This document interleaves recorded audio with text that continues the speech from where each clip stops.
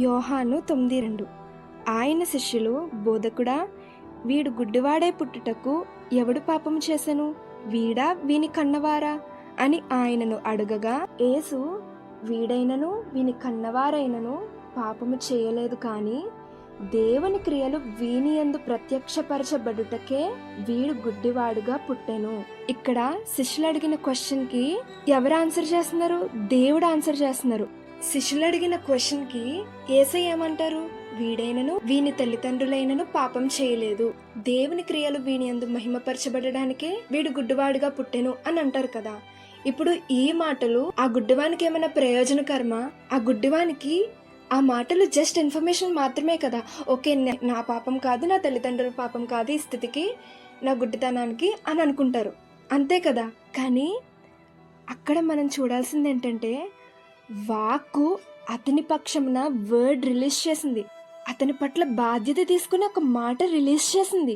ఆయన రిలీజ్ చేసిన మాటను బట్టి ఆ గుడ్డివాడికి కళ్ళొచ్చాయి కదా తర్వాత. అంటే అతని జీవితంలో వాక్యం మాట్లాడింది కాబట్టి ఆ వాక్యమే అతని ఎడల గొప్ప కార్యాన్ని చేసింది కదా. ఇప్పుడు దేవుడు భూమి ఆకాశములు సృజించడానికి కూడా ఆయన వాక్కు పలికారు కదా. భూమి ఆకాశములు కలుగునుగాక, వెలుగు కలుగునుగాక అని ఇలా పలికారు కదా.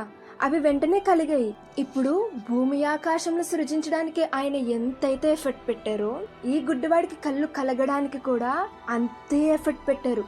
అలాగే నీ విషయంలో కూడా ఆయన ఏమైనా చెయ్యాలి అన్నా, నీ పట్ల ఆయన గొప్ప కార్యం జరగాలి అన్నా, భూమి ఆకాశంలో సృజించబడడానికి ఎంతైతే ఎఫర్ట్ పెట్టారో, నీ జీవితంలో కార్యం జరిగించడానికి కూడా ఆయన సేమ్ ఎఫర్ట్స్ పెడుతున్నారు. ఆయన పెదవుల్ని నీ కోసం కదుపుతున్నారు. ఆయన వాక్కు నీ కోసం మాట్లాడుతుంది. వాక్కు నీ గురించి మాట్లాడుతుందంటే అదేమన్నా చిన్న విషయం? అది కాదు కదా. ఆయన వాక్కు పలికారంటే కంపల్సరీ యాక్షన్ జరుగుద్ది, జరగాల్సిందే కదా.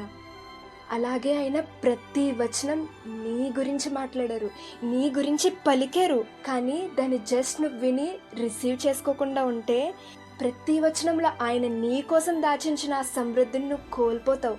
నువ్వు కానీ ఆ వాక్యానికి కనపడితే, ఆ వాక్యమే నీ గురించి మాట్లాడుతుంది, నీ స్థితిని చూస్తుంది, కావాలంటే నీ గురించి వేరే వాళ్ళకి ప్రేయర్ రిక్వెస్ట్ పంపుతుంది, నీ ఎడల కార్యం జరిగిస్తుంది. ఎందుకంటే ఆ గుడ్డివాని పట్ల ఎలా అయితే బాధ్యత తీసుకున్నారో, నీ ఎడల కూడా ఆయన పలికి బాధ్యత తీసుకోవడానికి సిద్ధంగా ఉన్నారు.